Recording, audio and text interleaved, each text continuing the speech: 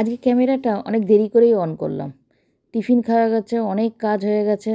মেয়ে অফিস গেল, মেয়ে অফিস গিয়ে অফিস পৌঁছেও গেছে, মেয়ের সঙ্গে ভিডিও কলে কথা হলো, তারপরে ক্যামেরাটা অন করলাম। একটাই তো ফোন, যার জন্য সমস্যা হয়। আমি রান্নাটা বসিয়ে দিয়েছি। দেখো এখানে খয়রা মাছ রান্না করব। খয়রা ঠিক না, এটা কী বলতো, আমরা ঢেলাচুক্কু মাছ বলি। খুব ভালো খেতে, দারুণ স্বাদ, কাটা বেশি। যে কোনো মাছেরই তো কাটা বেশি থাকলে সেই মাছের স্বাদ বেশি হয় না। যেমন ফলি মাছে অনেক কাটা, আবার স্বাদও কি কিন্তু উল্টো পাল্টা যে কল আসে কিছু দোকান সবসময়। থেকে নিয়ে আসলে। এটা কি টমেটো? হ্যাঁ, আর আলু, আর কি এটা? মুড়ি, মুড়ি, বেসন। ব্যাস। একটা ডাল ওইভাবে রেখে দাও তো। না না না, দুটো ডাল এখানে? এখানে রাখবি, কালকেই তো একটা লাগবে, মুগ ডাল আর আদা রসুন পেঁয়াজ আলু। গাড়িটা কাটবে না? হ্যাঁ কাটবো, ওখানে কাল পরশু। আমি ইটা চালাও, আমি পাম্প চালিয়ে দেবো।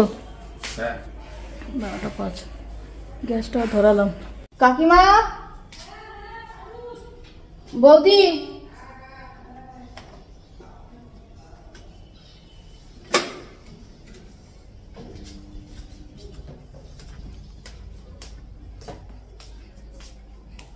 মাছ ভাজা বসিয়ে দিয়েছি। দেখো মাছটা অনেক বড় সাইজ ছিল, একটা মাছই ছিল। মাছটা এত তেল ছিল না গো, এত তেল যে কী বলবো। ভেবেছিলাম কত মাসেই তো বলেছিলাম, দেখো মাছ ভাজ দিকে পুরো তেলে ভরে গেছিলাম। বললাম কিছুটা তেল তুলে রাখি আর 2 পিস মাছ তুলে রাখি। হ্যাঁ, ভাজা কত মাসে বলে রাখো, খুবই ভালো। কী সুন্দর করে ইলিশ মাছের গন্ধ ছাড়ছে, কী বলবো।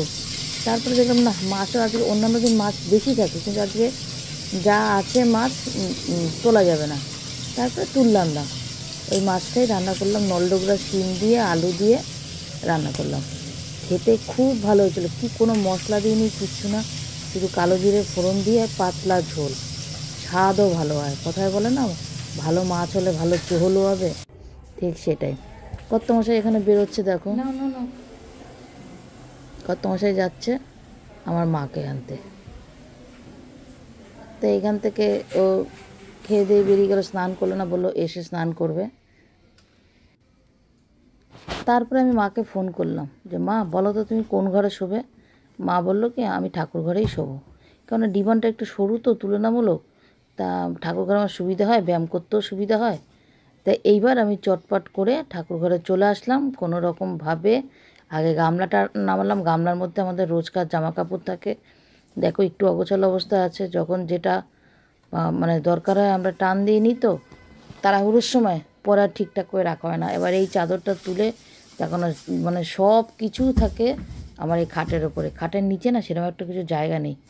মিক্সি থেকে শুরু করে এগুলো সব আমি খাটের ওপরেই রেখে দিয়েছিলাম, যে ঠেকা বেটাকে রান্না করতাম। আর শুক্রবার দিন তো আমি এখানেই শুতাম, আমি একা মানুষ, একটা বেলার জন্য অসুবিধা হতো না। কিন্তু মা যেহেতু শোবে এখানে, ওই জন্য পুরো বিছানার চাদরটা তুলে ঠিকঠাক করে আবার ফ্রেশ চাদর এখানে পাতবো। সেটাই যতটা পাচ্ছি তোমাদের সঙ্গে শেয়ার করছি। কেন গত মাসে গেছে অনেকক্ষণ আগে, তারপর আমি ওদিকের সব কাজ সেরে টেরে তারপর আমি এদিকে আসলাম।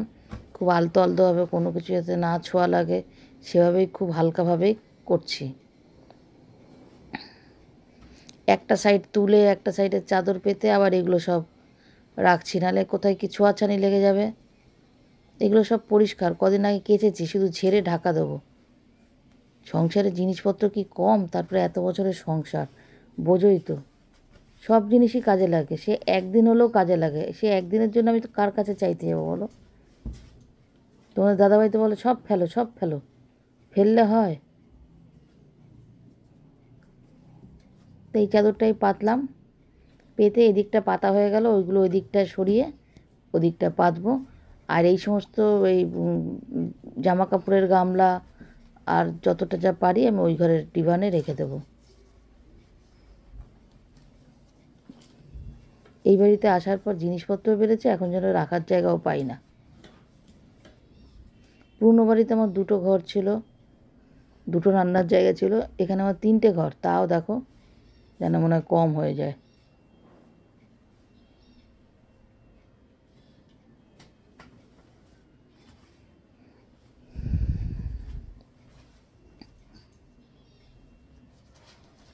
এই খাটটা সিঙ্গেল খাটের থেকে একটু বড়, 2জন মানুষ শুতে পারবে।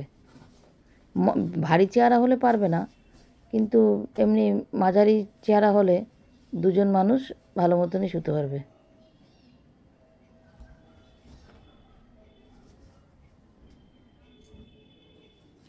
এইগুলো সব শীত গেলে সব পেতে পেতে ফেলবো, কি করব, কত এরকম ভাঁজ করে রাখা যায়। চাদর পাল্টাতে হলে না খুব সমস্যা হয়। এই আমার এই ফুলাতা নাইটিগুলো অনেক জিনিসই তুলতে হবে।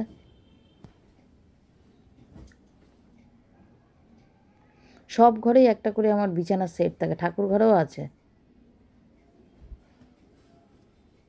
দেখেছো কম জিনিস, এই বিছানার চাদর তোলা মানে সব এগুলো সরিয়ে তুলতে হয়।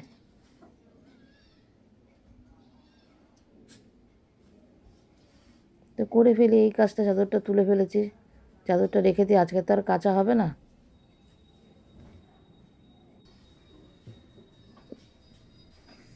হয়ে গেছে চাদরটা পাতা, এবার আমি এগুলো সব আস্তে আস্তে করে গুছিয়ে ফেলি। গুছিয়ে ফেলেও কাজ আছে, এগুলো সব ছোট্ট করে গুছিয়ে ফেলে, অনেকটা জিনিস কমেছেও।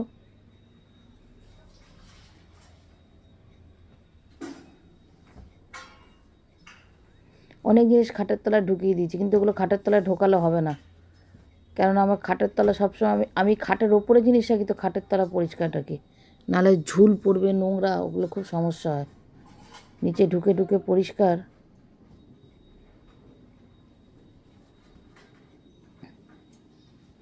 কিছু না কিছু কাজ আছে, সারাদিনই কিছু না কিছু কাজ আছে, আর এগুলো করতেই হবে, আর এগুলো থাকবেই।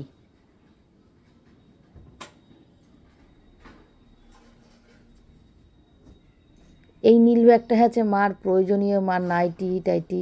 মাকে বলি কি, তুমি যখন যাতায়াত করবে সব নিয়ে আসবে না, কিছু জিনিস এখানে রেখে যাবে, তাহলে তো আর এগুলো আনতে হয় না। আর এগুলো আনতে হয় তো আমার কত মাসের বলো, সম্ভব আসার সময় এতগুলো ব্যাগ নিয়ে, খুবই ইয়ে হয়। ওই জন্য বলি এই নাইটি টাইটিগুলো তুমি রেখে যাবে। এগুলো আমার নাইটি যেগুলো ভাঁজ করছি, মায়ের যেগুলো পরা নাইটি, এই তোমার তো কম নেই, এক সেট এখানে রেখে যাবে, এক সেট ওখানে ইউজ করবে। মা সেভাবেই করে।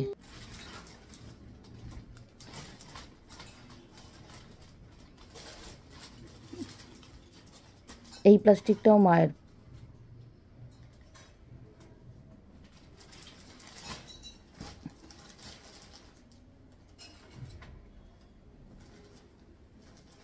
আর আমার ঠাকুর ঘরের দেখো এই ঝুলঝাড়ু, ওই যে ওই পাশটায় ঠাকুর ঘরের, আমার সব কিছু আলাদা, আমার অন্য ঘরের সঙ্গে কোনো কিছু ঠাকুর ঘরে ইয়ে করি না।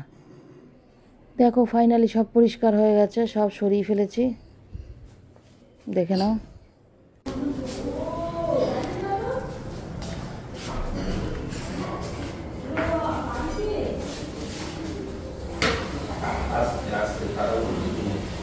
বলে আমি মর্নিং ওয়াক করি, আমার পায়ের জোর বেড়েছে। কত ভাবলাম জিজ্ঞেস করতো, পিসির দোকানে নেমেছো? ও কুমারলন্ডি থেকে, তাহলে তো অনেকটাই। কুমারলন্ডি থেকে না, তাহলে এই মুখটা থেকে। পিসির দোকান? হ্যাঁ, ও এই মুখটা, আচ্ছা আচ্ছা, এই মুখটা থেকে। এই মুখটা তো একটুখানি রীতিদের বাড়ির এখানটা। আচ্ছা, হ্যাঁ।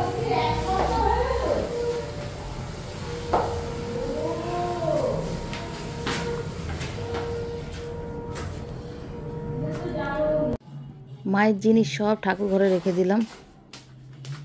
এবার মা কোমরের বেলটা খুলে ওই গামলাটা রেখেছি এখানে, কোমরের বেলটা খুলে তারপর একটুখানি ফ্রেশ হোক।